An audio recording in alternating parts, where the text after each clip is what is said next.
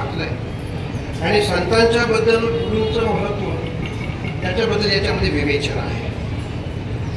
मात्र काय सांगू, संतांचे उपकार असं आपण नेहमीच म्हणतो आणि मग असं जर म्हणत असतो तर संतांचे उपकार सातत्याने मनावरती बिंबवणं हे अतिशय आवश्यक आहे.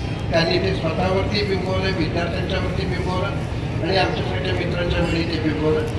कीर्तनामध्ये मी विक्षेपणत नाही आणि लगेच माझं बोलणं थांबवतं. त्यांना महाराजांनी सांगतो की त्यांना आशीर्वाद द्यावा, अशा प्रकारचं लिखाण करावं.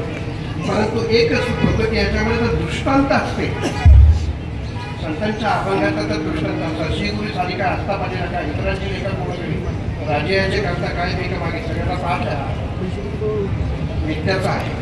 त्यामुळे त्या अशा जर श्री गुरूंच्या प्रति जर तसे जर दृष्टांत देता आले असते, माऊली ज्ञानेश्वरांचे, जगद्गुरू तुकारायांचे जर अभंग असते तर आपल्याला आणखी जर आधी थोडं बरं वाटलं असतं, असं मी फक्त त्याला सुचवतो.